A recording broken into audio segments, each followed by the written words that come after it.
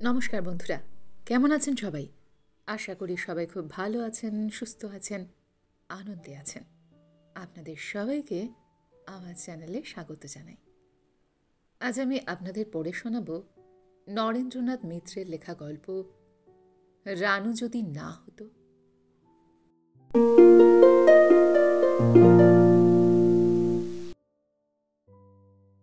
ডিসপেন্সারিটি যে অনেক দিনের পুরানো তা ঘরখানির চেহারা দেখলেই বোঝা যায়। লম্বা লম্বা কয়েকটি ওষুধের আলমারি, তার সামনে ছোট্ট একটা টেবিল, খান কয়েক হাতওয়ালা পুরনো ধরনের চেয়ার, কোনো ফার্নিচারেই পালিশের বালাই নেই, রং একেবারে কালো হয়ে গেছে। কিন্তু পালিশ না থাক নাই থাকলো, ছাড়পোকা যে অগুন দিয়েছে তাতেই রানুর আপত্তি। এই 15-20 মিনিটের মধ্যেই দুবার চেয়ার বদলেছে রানু, কিন্তু কোনোটি সুখাসন হয়ে ওঠেনি। আচ্ছা, ডাক্তারবাবু এত রোজগার করেন, এই চেয়ারগুলি বদলে ফেলতে পারেন না? গদি আটা তার নিজের বসবার চেয়ারটার দশাই বা কি? বুড়ো ডাক্তারের বোধহয় এই ফার্নিচারগুলোর ওপর মায়া জন্মে গেছে, কিছুই তিনি বদলাবেন না। শুধু ফার্নিচার না, এই ডিসপেন্সারিটির সবই পুরানো। ডাক্তার পুরানো, কম্পাউন্ডার পুরানো, চাকর পুরানো, দায়টি পর্যন্ত বুড়ো থুতথুরি। ওর বয়সও 60-65 কম হবে না। কাঠের পার্টিশন দেয়া ছোট্ট কেবিনটির মধ্যে সারদা দাই একটি অন্তঃসত্ত্বা স্ত্রীলোকের সঙ্গে সেই থেকে বকবক করছে। ডাক্তারবাবু এই বিকালবেলায় থাকেন না, তা রানু জানে, কিন্তু কম্পাউন্ডারটিও যে কোথায় উধাও হয়ে গেছে তার ঠিক নেই। অথচ কলেজে যাবার সময় রানু এতবার করে বলে গেল, মার মিক্সারটা তৈরি করে রাখবেন, আমি বিকালে ফেরার সময় নিয়ে যাব। তা তার গ্রাহ্যই হলো না। এই ডিসপেন্সারির ব্যবস্থা এই রকম। এতদিনের পুরনো কাস্টমার রানুরা, কিন্তু তাদের সঙ্গে মোটেই ভদ্র ব্যবহার করেন না ডাক্তার কম্পাউন্ডার। কোনোবারই 1 ঘন্টা 1.5 ঘন্টা বসে না থেকে এখান থেকে ওষুধ নিয়ে যেতে পারেনি রানু। অথচ বাবা মার ভাবভঙ্গি দেখলে মনে হয় এই ডাক্তার এই ডিসপেন্সারি ছাড়া শহরে আর কোনো চিকিৎসার ব্যবস্থাই নেই। বাড়ির যে কারুর অসুখে, যে কোনো অসুখে তাঁরা এই বুড়ো ডাক্তার শ্রীপতি দত্তের শরণ নেবেন। কোথায় এই শ্যাম্পুকুর আর কোথায় রানুদের বাসা রামকান্ত বোস স্ট্রিট। এতখানি রাস্তা পার হয়ে এই ডিসপেন্সারিতে রানুর বাবা মা চিকিৎসা করতে আসবেন, তবু কাছাকাছি কোনো ডাক্তারকে দেখাবেন না। মা কদিন যাবৎ জ্বরে ভুগছেন। ডাক্তারবাবু একবার দেখে ওষুধপত্রের ব্যবস্থা করে দিয়ে এসেছেন। কলেজে যাবার পথে তাকে রিপোর্ট দিয়ে গেছে রানু। তিনি বলেছেন আগের ওষুধটাই চলবে, তাই ফেরার পথে রানু মিক্সারটা নিয়ে যাবে বলে এসেছে। কিন্তু কোথায় কম্পাউন্ডার, কোথায় বা ওষুধ? শিশিটা ফটিকবাবুর টেবিলে ঠিক আগের মতোই খালি পড়ে আছে। দেখে সর্বাঙ্গ জ্বলে গেল রানুর। কেন, তারা কি পয়সা দিয়ে ওষুধ কেনে না? কিছু টাকা মাঝে মাঝে বাকি পড়লেও 2-1 মাসের মধ্যেই তারা শোধ দেয়। এত অবজ্ঞা অবহেলা কেন তাদের ওপর? বাবাকে এবার সে পরিষ্কার বলে দেবে, ও ডাক্তারখানা থেকে ওষুধ আনতে হয়, তুমি আনো গিয়ে, আমি আর পারবো না। সত্যি, কলেজ থেকে ফিরে এসে এমন বিকেলটা নষ্ট করতে কার ইচ্ছে হয়? বিশেষ করে এই ফাল্গুনের বিকেলে। কথা ছিল গোসাইপাড়া লেনে আজ রানু তার বন্ধু হেনাদের বাড়ি হয়ে যাবে। হেনার মাসুতো ভাই সুনীল দাস আসবে সেখানে। নামটা মনে পড়তেই মুখে একটু হাসি ফুটল রানুর। সুনীলকে আজকাল আর সে সুনীলদা বলে ডাকে না, মুখে কিছু বলে না, মনে মনে নাম ধরে ডাকে। অন্য সকলের সামনে এখনো অবশ্য আপনিই বলে, কিন্তু আড়ালে তারা দুজনে দুজনের তুমি। যদিও সুনীলের বয়স 23 আর রানু 17। যদিও সুনীল 1 বছর আগে MA পাশ করে চাকরিতে ঢুকেছে, আর রানু এখনো মাত্র সেকেন্ড ইয়ারের ছাত্রী। তবু বিদ্যার বয়সের সব ব্যবধান তারা মাত্র বছর দেড়েকের আলাপ পরিচয়ের পরই পার হয়ে এসেছে। ঢং করে করে দেয়ালের ঘড়িটায় একটা শব্দ হলো। 5:30। ইস, 5টার সময় অ্যাপয়েন্টমেন্ট ছিল। অবশ্য যতক্ষণ রানু না যাবে সুনীল তার জন্য অপেক্ষা করেই থাকবে। তবু ভদ্রতা বলেও তো একটা কথা আছে। যে ছেলে ভালোবাসে তার সঙ্গেও সময়টা ঠিকই রাখতে হয়। আজকে অবশ্য বেশি দেরি করতো না রানু। মার অসুখ, সংসারের কাজকর্ম গুছোতে হবে, ভাই বোনগুলোকে দেখতে হবে, দেরি করবে কি করে? কিন্তু দেরি না করলেও 2-4 মিনিটের জন্য দেখা তো হতো, দু একটা কথা তো হতো। কিন্তু বুড়ো ফটিক কম্পাউন্ডার সব মাটি করে দিল। সারদাদি! রানু এবার অধীর হয়ে বুড়ির দাইকে ডেকে উঠল। কি বলছো? পার্টিশনের আড়াল থেকে জবাব দিল সারদা। আচ্ছা, ফটিকবাবু কি আজ আর ফিরবেন না? সারদা বলল, একটু সবুর করো দিদি, এই এলো বলে। রানু অসহিষ্ণু ভঙ্গিতে বলল, তুমি তো সেই কখন থেকে বলছো এলো বলে এলো বলে, আমি আর কতক্ষণ বসে থাকবো? সারদা হেসে বলল, যা বলেছ, তোমার বয়সে একা একা বেশিক্ষণ বসে থাকা যায় না। এসো, ভেতরে এসো। রানু রাগ করে উঠে গিয়ে কামরার দৌড়টা ঠেলে দিয়ে বলল, কোথায় গেছে সত্যি করে বলো? সারদা বলল, বলে তো গেছে কটা ইঞ্জেকশন আনতে চললুম, আসবার পথে বোধহয় বাসায় যাবে, চাটা খেয়ে আসবে। বইয়ের কথা মনে পড়েছে। বিরক্ত হয়ে রানু ফিরে যাচ্ছিল। সারদা উঠে এসে হাত ধরে তাকে ভেতরে নিয়ে গিয়ে টুলের উপর বসিয়ে দিল। একটু সংকুচিত হয়ে উঠল রানু। ডিসপেন্সারির দায়ের এতটা ঘনিষ্ঠতা সে পছন্দ করে না, কিন্তু কিছু বলবার জো নেই। সারদা তাই শুধু তাকে হতে দেখেনি, হওয়ার সময় সাহায্য করেছে। ঠাকুরমা দিদিমার বয়সী, মাথার বেশিরভাগ চুলই পাকা, ঘাড়ের কাছে বড় একটা খোপা করে জড়িয়ে রেখেছে। বেশ মোটাসোটা মাংসল চেহারা, গায়ে সাদা একটা জামা, তাকে ব্লাউজ পরলেও চলে, আবার পুরুষের ফতুয়াও বলা যায়। পরনে কালো ফিতে পেরে শাড়ি। সারদা বাল বিধবা, ছেলেপুলে কিছু নেই, নিকট আত্মীয় স্বজনও না। রানু টুলের ওপর বসতেই তার পাশের স্ত্রীলোকটি তাড়াতাড়ি উঠে দাঁড়াল। বছর 40 হবে বয়স, নিম্ন শ্রেণীর গরিব ঘরের বউ। আতময়লা শাড়িখানা দেখলেই তা বোঝা যায়। কিন্তু মাগো, কি বিশ্রী না হয়েছে! এই অবস্থায় বেরিয়েছে কি করে? লজ্জা টজ্জাও নেই। স্ত্রীলোকটি বলল, আমি তাহলে যাই দিদি। সারদা বলল, হ্যাঁ এসো, এখনো দেরি আছে। ও ব্যথা সে ব্যথা নয়, পুরনো পোয়াতি, অত ঘাবড়াচ্ছ কেন? স্ত্রীলোকটি এবার হাসল। ঘাবড়ে আর কি করব দিদি? পেছনে ছোট দরজা দিয়ে সে এবার বেরিয়ে গেল। সারদা বলল, অমন করে কি দেখছো? এই অবস্থা তোমারও একদিন হবে। রানু আরক্ত মুখে বলল, যাও, ওসব বাজে ঠাট্টা আমার ভালো লাগে না।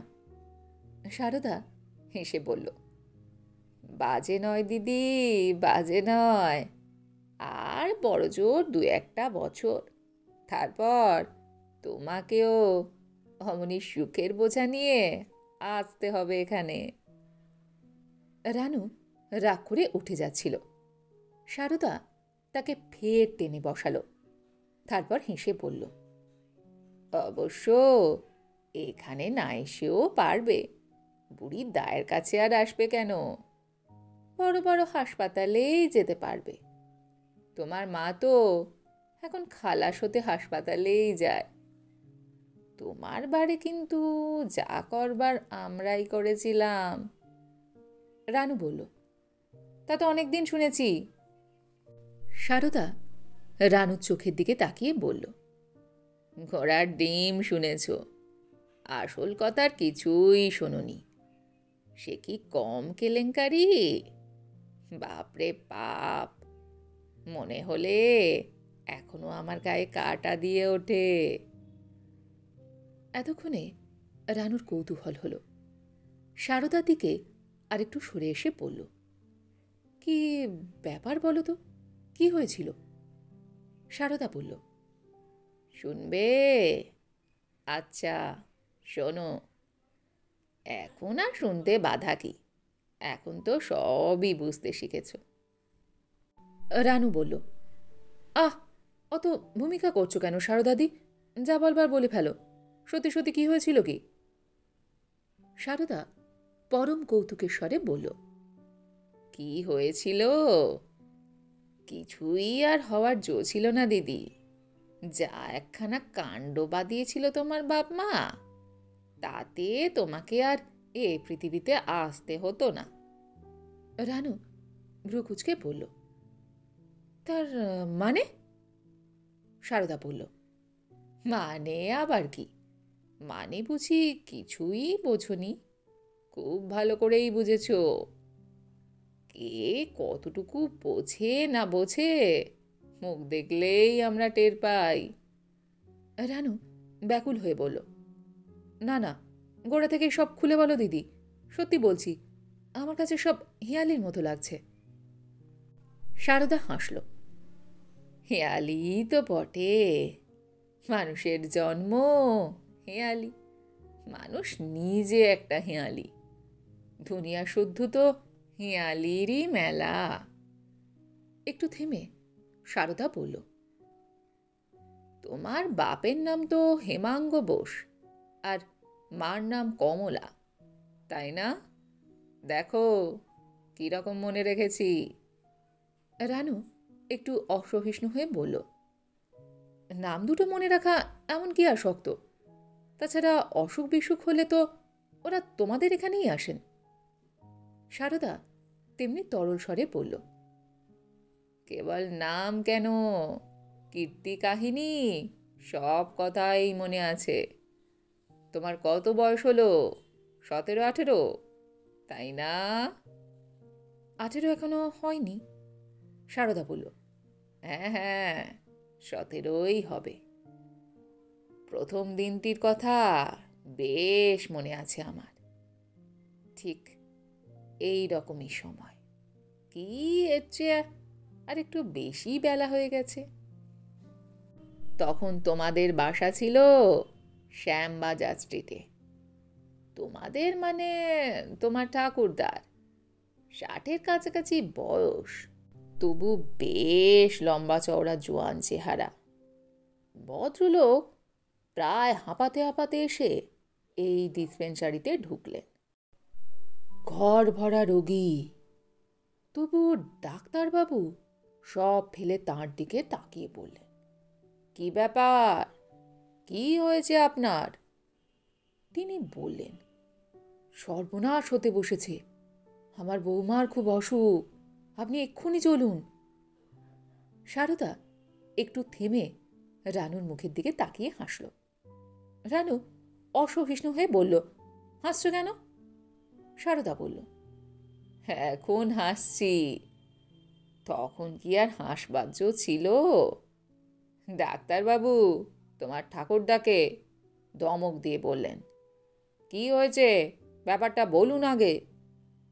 তখন তোমার ঠাকুরদা বললেন, তোমার মা 3 মাসের পোয়াতি, কিন্তু হঠাৎ ব্লিডিং হচ্ছে আর পেটে অস্বাভাবিক যন্ত্রণা।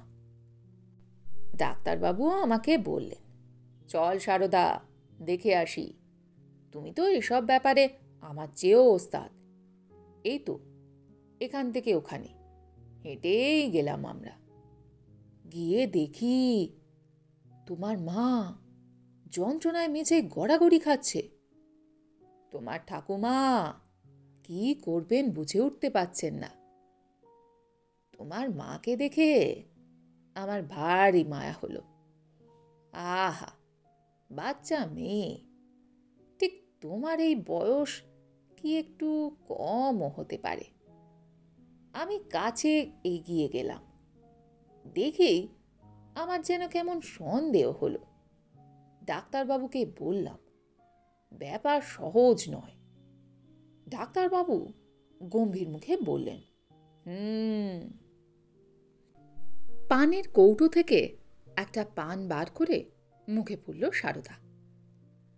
খানিকটা তামাক পাতা সেই সঙ্গে দিয়ে নিশ্চিন্ত মনে চিবোতে লাগল। রানু অধীর হয়ে বলল, তারপর? সারদা বলল, তারপর আর বেশি কিছু শুনে তোমার কাজ নেই দিদি। ডাক্তারবাবু প্রায় ধমকে উঠলেন, এমন হলো কেন? এমন হওয়ার তো কথা নয়। তোমার ঠাকুরদা ঠাকুমা বললেন, আমরা তো কিছুই জানি না ডাক্তারবাবু। তিনি বললেন, আপনার ছেলে নিশ্চয়ই সব জানে, ডাকুন তাকে। কিন্তু তোমার বাবাকে কোথাও পাওয়া গেল না। তক্ষুনি ডিসপেন্সারি থেকে ওষুধ আনিয়ে দেয়া হলো। তোমার মাকে খানিকটা সুস্থ করে আমরা বেরিয়ে এলাম। পরদিন ফের রোগী দেখতে গিয়ে ডাক্তারবাবু তোমার বাপকে পাকড়ে ধরলেন। কি করেছ সত্যি করে বলো। রানু রুদ্ধশ্বাসে বলল, তারপর? সারদা মৃদু হেসে বলল, 23-24 বছরের জোয়ান ছেলে, কিন্তু ডাক্তারবাবুর ধমকে ভয়ে একেবারে কেঁচু। ডাক্তারবাবু সহজ পাত্র নন। সব কথা তার কাছ থেকে বের করে নিয়েছিলেন। আমাদের কাছে আসবার আগে তোমার বাবা আর এক গুণধর ডাক্তারের ওষুধ খাইয়েছিল তোমার মাকে। তাও কি একবার, 3-3 বার। একদিন এই ডিসপেন্সারির মধ্যেই ডাক্তারবাবু আর আমি দুজনে মিলে তোমার বাবাকে পেট ধরে বসলাম। কেন এমন কর্ম করতে গিয়েছিলে বাপু বলো? এই তোমাদের প্রথম সন্তান। চোখরা আমতা আমতা করে কত কথাই না বলল। সবে বিয়ে পাশ করে বেরিয়েছে, চাকরি বাকরি হয়নি, ছেলে পুলে হলে খাওয়াবে কি? তাছাড়া এত অল্প বয়সে ওসব ঝামেলা বাড়ুক সে আর তার স্ত্রী কেউই তা চায়নি। তাদের জীবনের আরো অনেক স্বাদ আহ্লাদ আছে। বউকে সে পড়াবে, পাশ পরীক্ষা দেওয়াবে। রানু উঠে দাঁড়ালো। সারদা বলল, চললে? তা দিদি, বড় প্রাণের জোর তোমার। যা দশা হয়েছিল তাতে কেউ আশা করেনি তুমি তাজা অবস্থায় পেট থেকে পড়বে। মেয়ে মানুষের জান, তাই বেঁচেছ। ছেলে হলে বোধহয় আর রক্ষে পেতে না। রানু কোনো কথা না বলে দৌড় ঠেলে বেরিয়ে আসতে যাচ্ছিল। সারদা বলল, এইসব কথা তোমাকে যে বললাম তা যেন তোমার বাপ মাকে বলে দিও না, লজ্জা পাবে। আপদ বিপদ সব চুকে গেছে, তাই আজ গল্পটা বললাম। বেঁচে থাকো, সুখে থাকো। আহা, সন্তান যে কি জিনিস। কথা শেষ না করে একটা দীর্ঘশ্বাস চাপল সারদা। রানু কামরা থেকে বেরিয়ে এসে দেখে কম্পাউন্ডার ফটিকবাবু তার ছোট্ট ডেস্কটির ধারে গিয়ে বসেছেন। রানুকে দেখে ফোকলা মুখে একগাল হেসে বললেন, এই নাও দিদি তোমার মার ওষুধ। দেরি দেখে খুব রেগে গিয়েছিলে বুঝি? দাগ কাটা মিক্সারের শিশিটা রানুর হাতে তুলে দিয়ে ফটিকবাবু জিজ্ঞাসা করলেন, কেমন আছে তোমার মা? রানু সংক্ষেপে জবাব দিল, ভালো। তারপর ডাক্তারবাবু টেবিলের ওপর থেকে বই খাতা তুলে নিয়ে তাড়াতাড়ি ডিসপেন্সারি থেকে বেরিয়ে এলো। বেরিয়ে এসে প্রথমেই তার মনে হলো এই পৃথিবীতে সে জোর করে এসেছে। তার আসবার কোনো কথা ছিল না, কেউ তাকে চায়নি। সে যাতে না আসে তার জন্যই সবাই প্রাণপণ চেষ্টা করেছে। কি হতো যদি সে না হতো, যদি সে না আসতো?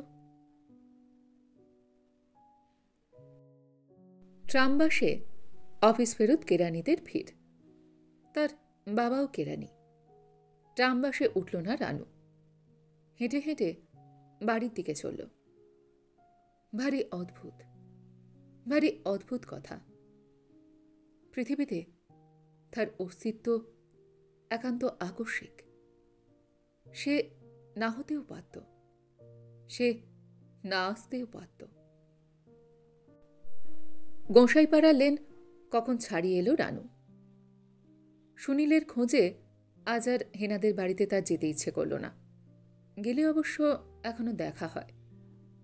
সুনীল তার জন্য নিশ্চয়ই অপেক্ষা করে বসে থাকবে। থাকুক, কি হবে দেখা করে? রানু যদি না হতো তাহলে কেই বা দেখা করতে যেত? এই পৃথিবীতে তার না আসবার, না থাকবার কথাই তো সবচেয়ে বেশি ছিল। এই যে সন্ধ্যাবেলায় এমন আলোয় ভরা লোকজন ভরা শহরের পথ দিয়ে সে হেঁটে চলেছে, এই চলবার কোনো কথাই ছিল না। ঠিক ইচ্ছে করে নয়, নেহাতি অভ্যাসের বশে নিজেদের গলিতে ঢুকে পড়ল। ঠিক অন্যদিনের মতোই বাড়ির সামনে এসে রুদ্ধ দরজায় কড়া নাড়ল। কিন্তু আজকের রানু আর অন্যদিনের রানু সম্পূর্ণ আলাদা। আজকের রানু আর পুরোপুরি এই পৃথিবীর মেয়ে নয়। এমন এক জগতের যেখানে কেউ নেই, কিচ্ছু নেই।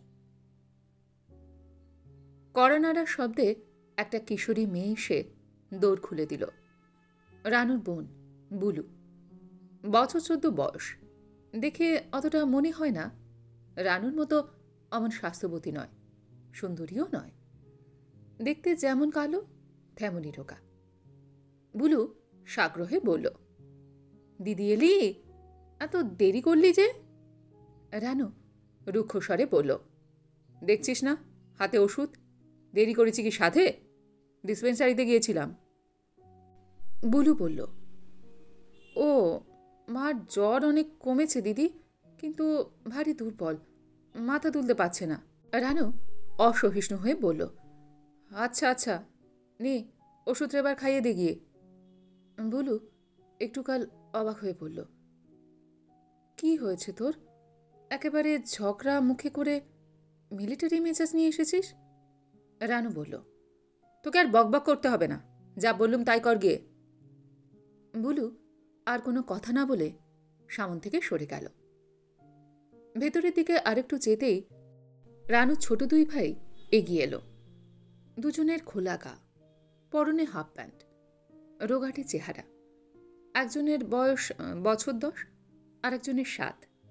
বঙ্কু বলল, দিদি আমার খাতা পেন্সিল এনেছ?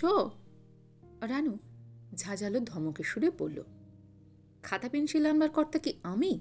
বাবাকে বলতে পারিস না? বঙ্কুর লোভ ছিল লজেন্সের উপর।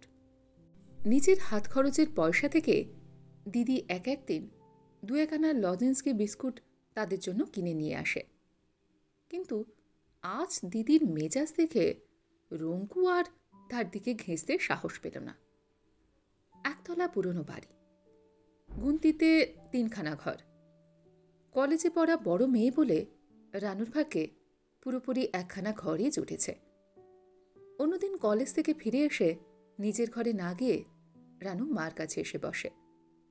তার চুলের মধ্যে আঙুল বুলিয়ে দেয়, জোর করে ধমক দিয়ে ওষুধপত্র খাওয়ায়। কিন্তু আজ আর এসব করবার তার পবিত্রী হল না। কেন করবে? হে সংসারে রানুকে তো এরা কেউ চায়নি। সে জোর করে এসেছে।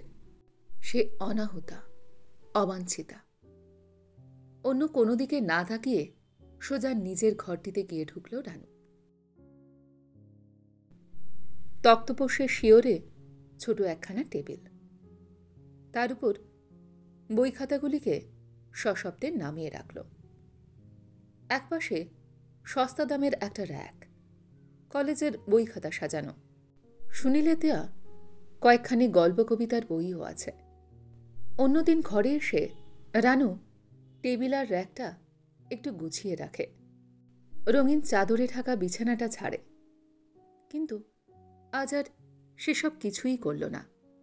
ঘরে আলো জ্বালল না। অন্ধকার ঘরে আঝারে বিছানায় টান হয়ে শুয়ে পড়ল।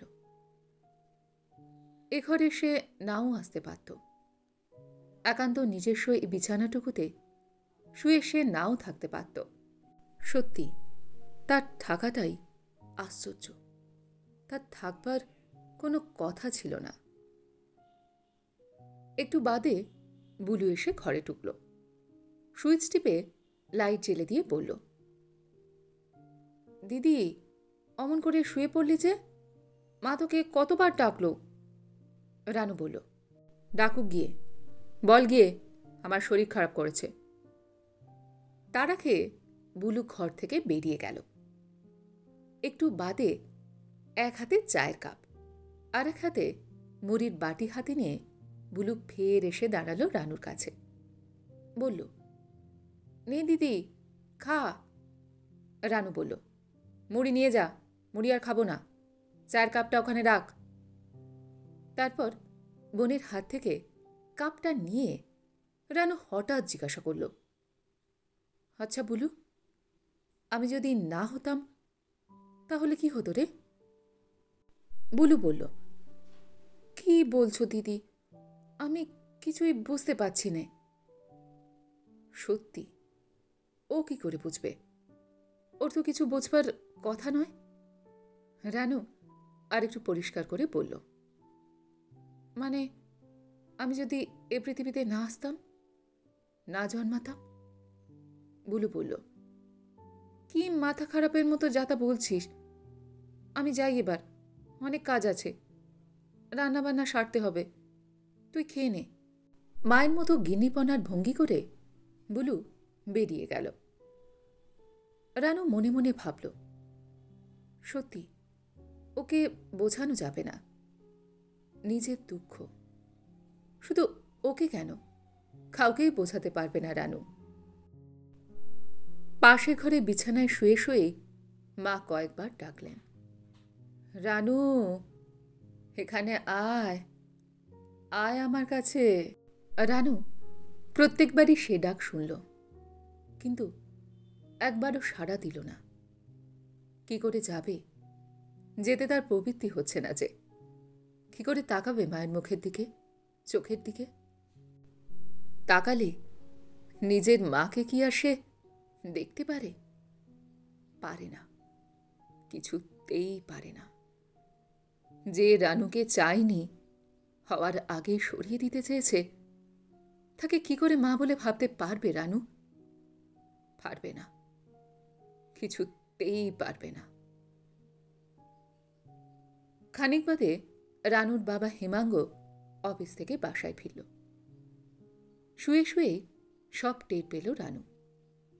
শুয়ে শুয়ে শুনতে পেল বাবা তার কথা জিজ্ঞাসা করছে, শরীর খারাপ হয়েছে কেন? কি হয়েছে রানুর? মা বলছে, কি আর হবে, সব কথাই তোমার শোনা চাই না। অন্যদিন পড়া রেখে রানু বাবার হাত মুখ ধোয়ার জন্য জল, গামছা, স্যান্ডেল এগিয়ে দেয়, চা করে। কিন্তু আজ আর উঠে সে বাবার সামনে গেল না। কেমন একটা যেন বীতস্পৃহা আর বিদ্বেষ বোধ করেছে রানু। কার সামনে গিয়ে দাঁড়াবে? কি করে তাকাবে আজ সে বাবার মুখের দিকে? সে মুখে কি রানু আজ একজন খুনির হিংস্র মুখ দেখতে পাবে না? নিজের স্বার্থের জন্য, নিজের সুখ স্বাচ্ছন্দ্যের জন্য 17 বছর আগে তাকে যে লোকটি একেবারে মুছে ফেলতে চেয়েছিল, যাতে সে না আসতে পারে, তার জন্য প্রাণপণে সে বাধা দিয়েছে, তার উপর কোনো মমতাই আজ আর বোধ করল না রানু। বরং তীব্র এক ধরনের দেশ আর জিজ্ঞাসায় তার মন ভরে উঠল। কিছুক্ষণ বাদে চাটা খেয়ে হেমাঙ্গ রানুর ঘরে ঢুকল। আলোটা জেলে দিয়ে মেয়ের বিছানার পাশে এসে দাঁড়ালো হেমাঙ্গ। পাশ ফিরে শুয়ে আছে রানু।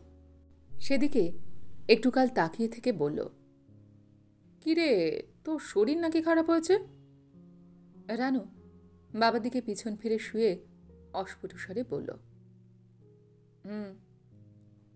হেমাঙ্গ বলল, তাহলে আজ আর পড়াশোনা করে কাজ নেই, রাত জাগিস নে, সকাল সকাল দুটো খেয়ে ঘুমিয়ে পড়, শরীর ঠিক হয়ে যাবে। একটু বাদে হেমাঙ্গ নিজের মনেই বলল, যাই দেখি একটু হাতিবাগানের দিকে। হরেন দত্ত বলেছিল আজ গোটা 10 টাকা দেবে, দেখি পাই নাকি।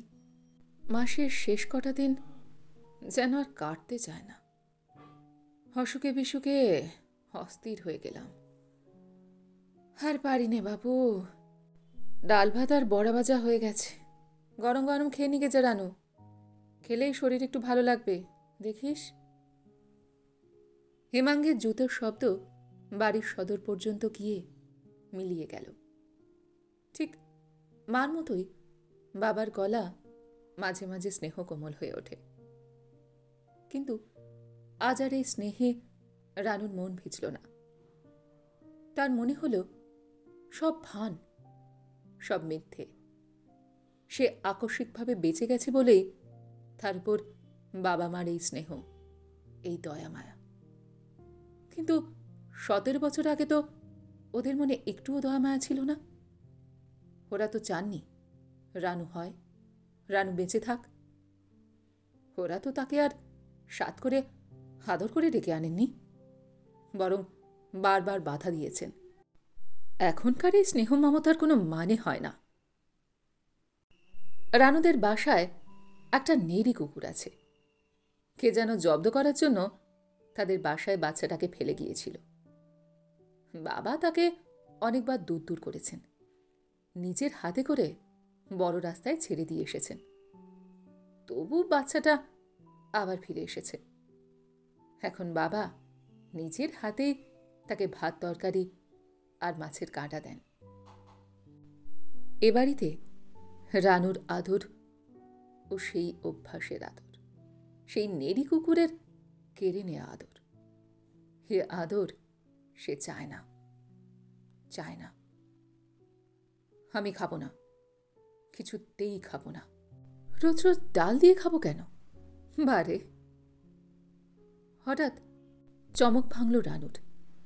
রান্নাঘর থেকে রঙ্কুর নাকে কান্না শোনা গেল। 7-8 বছর বয়স হয়েছে, কিন্তু খাওয়া নিয়ে আজও কোঁদুল গেল না। রানু মনে মনে ভাবল। বুলু ভাইয়ের গলার অনুকরণ করে বলল, না খাবি তো উঠে যা, রাজপুত্তুর এসেছেন, ডাল ভাত রোচে না মুখ দিয়ে। রানুর মা পাশের ঘরে বিছানায় শুয়ে শুয়ে চেঁচিয়ে বলল, কি হয়েছে রে বুলু? হয়েছে কি তোদের? ডাকাত পড়েছে নাকি? বাবা রে বাবা, চেঁচিয়ে মেচিয়ে একেবারে অস্থির করে তুলেছে। বুলু বলল, আমাকে রাগ দেখাচ্ছ কেন মা? রঙ্কু বঙ্কু কেউ শুধু ডাল দিয়ে খেতে চাইছে না। বঙ্কু প্রতিবাদ করে উঠল, এই জর্দি, আমার নামে নালিশ করছি যে, আমি কি করলাম? বুলু তাকেও রেহাই দিল না, বলল, না, উনি বিষ্ণুদেব গোড়া এসেছেন, নালিশ করবে না। তুইও তো ভাত খাচ্ছিস নে, কেবল ঠেলে ঠেলে একপাশে সরিয়ে রাখছিস। রানুর মার আর সহ্য হল না, আরও জোরে চেঁচিয়ে চেঁচিয়ে বলল, ঠাস ঠাস করে গোটা কয়েক চড় মার তো বুলু, চড় মার। তারপর কান ধরে দুটোকে ঘর থেকে বের করে দে, দরকার নেই ওদের খাওয়ার, ডাল দিয়ে খেতে পারবি না। তোদের জন্য পোলাও মাংস কোত্থেকে আসবে শুনি? আর একজনকেও ভুলি। কি আক্কেলখানা তোমার! শিয়াল কুকুরের মতো শুধু জন্ম দিয়েই খালাস। ওরা কি খাবে, কি পড়বে, তার একটুও যদি খোঁজখবর নেয়, আমি শুয়ে শুয়ে আর কদিক সামলাবো। রানু এবার তক্তপোষের ওপর বসে আঁচলটা ঠিক করে নিতে নিতে বলল, মা, আর চেঁচিও না। অত চেঁচালে তোমার অসুখ বাড়বে। রানুর মা বলল, বাড়ে বাড়ুক, এখন মরলেই আমার হাড় চুড়োয়। যতদিন থাকবো সবগুলো আমাকে জ্বালিয়ে পুড়িয়ে মারবে। যন্ত্রণা আর সয় না। এর চেয়ে 7 জন্ম বাজা হয়ে থাকাও ভালো বাবু। রানু ডাকল, মা।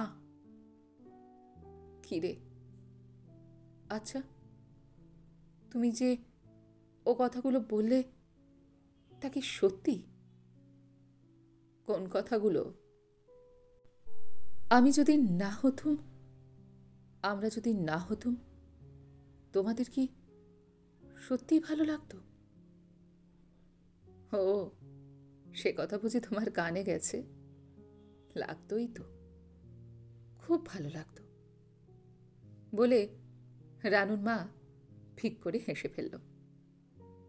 শুকনো মুখ, শুকনো ঠোঁট, তবু মার মুখের হাসিটুকু কি মিষ্টি। রানু অপলকে একটু বসে সেই মুখের দিকে তাকিয়ে রইল।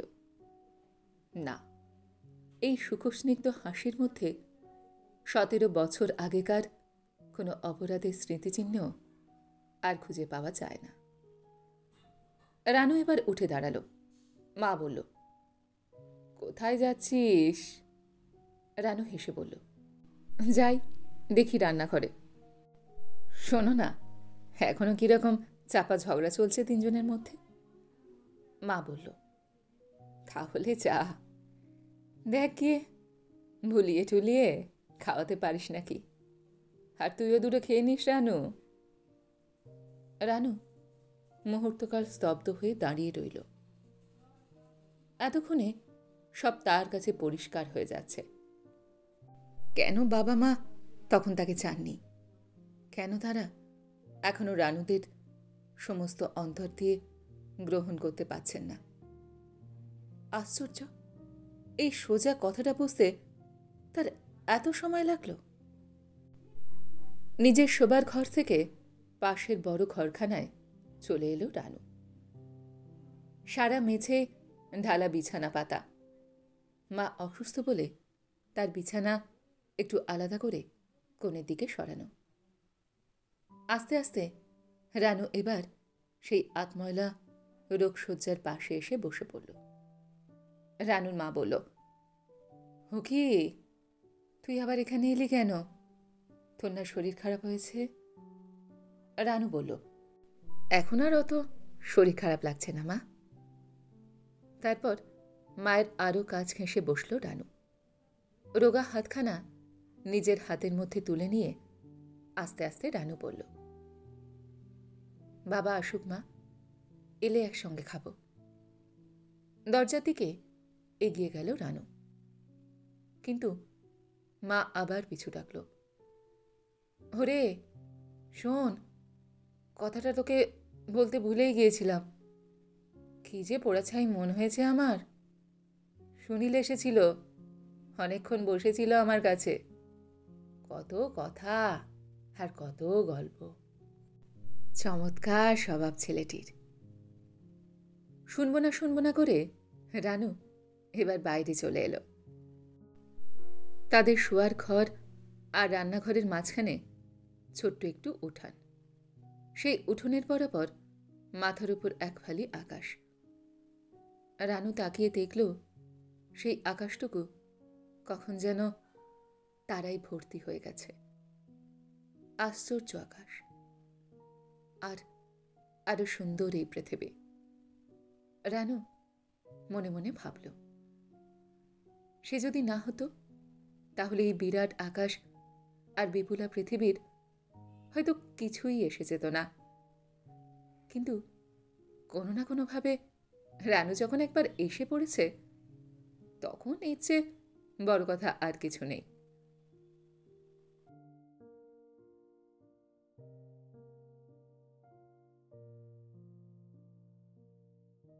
গল্পটি এইখানে সমাপ্ত হলো। আপনারা এতক্ষণ শুনছিলেন নরেন্দ্রনাথ মিত্রের লেখা গল্প রানু যদি না হতো। গল্পটি আপনাদের কেমন লাগলো কমেন্ট সেকশনে অবশ্যই লিখে জানান।